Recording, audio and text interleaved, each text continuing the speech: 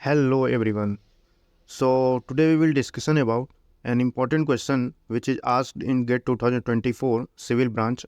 So let's start the question.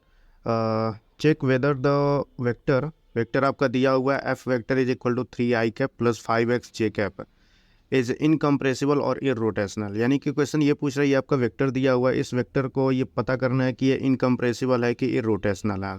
ठीक, ये आपका चार ऑप्शन दिया हुआ है। तो देखिए इस क्वेश्चन को कैसे स्टार्ट करेंगे। पहले तो आपको इस क्वेश्चन में आपको इनकम्प्रेसिबल का कॉन्सेप्ट और इरोटेशनल का कॉन्सेप्ट पता होना चाहिए। तो इनकम्प्रेसिबल किसे कहते हैं, इरोटेशनल किसे कहते हैं, ये पहले देख लेते हैं। तो इनकम्प्रेसिबल किसे कहते हैं, इनकम्प्रेसिबल क्या, पहले इनकम्प्रेसिबल देखते हैं। इनकम्प्रेसिबल के लिए क्या होना चाहिए, divergence of function f, divergence of vector f is equal to zero. Divergence के लिए इनकम्प्रेसिबल के लिए divergence of vector f is equal to zero होना चाहिए। एंड इरोटेशनल के लिए इरोटेशनल के लिए क्या होना चाहिए, curl of vector f is equal to zero, ये होना चाहिए। यानी कि अगर कोई किसी वेक्टर का divergence is equal to zero है तो वो वेक्टर कहलाएगा, वो वेक्टर आपका कहलाएगा इनकम्प्रेसिबल। और अगर कोई वेक्टर का कर्ल जीरो हो रहा है तो वो वेक्टर कहलाएगा इररोटेशनल वेक्टर। ठीक, तो ये तो इसका हो गया बेसिक नॉलेज।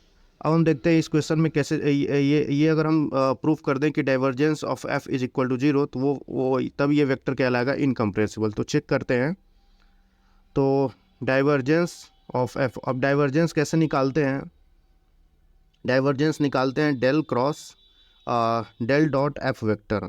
ठीक, और डेल का वैल्यू आपको पता होगा, del by del x i cap plus del by del y j cap plus del by del z k cap. Dot product में वेक्टर एफ क्या है, 3 i cap plus 5x j cap. ठीक, अब हम इसे मल्टीप्लाई करें तो ये आई कैप के साथ 1 हो जाता है, यानी कि डेल बाई डेल एक्स अंदर में आ जाएगा 3 plus del by del y अंदर में आ जाएगा 5x।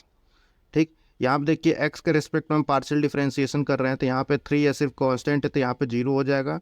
और यहाँ पे y के रिस्पेक्ट में कर रहे हैं तो ये पूरा एज इट इज़ कांस्टेंट की तरह हो जाएगा, तो यानी कि यहाँ पर भी 0 हो जाएगा। तो यहाँ से अगर हम देखें तो divergence of vector f is equal to क्या हो गया, 0। मतलब ये वेक्टर कैसा है, इनकम्प्रेसिबल है। सो एफ वेक्टर इज इनकम्प्रेसिबल,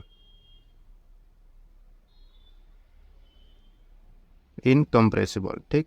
अब हम देखते हैं इररोटेशनल के लिए। तो इररोटेशनल के लिए कर्ल ऑफ वेक्टर एफ निकालना पड़ेगा। तो कर्ल वेक्टर एफ कैसे निकालते हैं, जैसे यहाँ पे डॉट प्रोडक्ट था वैसे यहाँ पे क्या हो जाएगा, cross product, del cross F.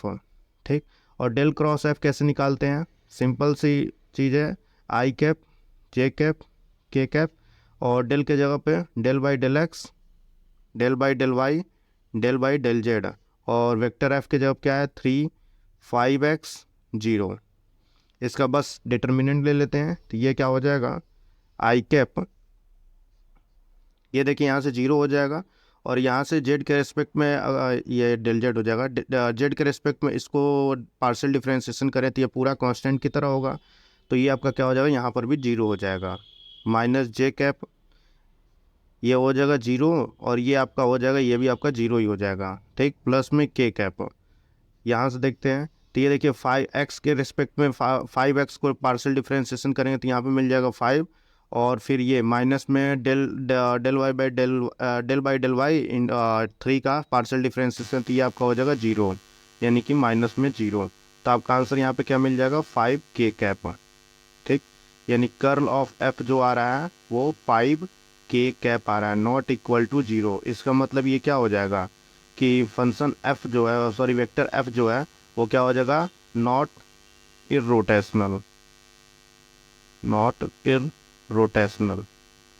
तो इस क्वेश्चन का आंसर क्या हो जाएगा, ओनली इनकम्प्रेसिबल। तो option number A is the correct answer.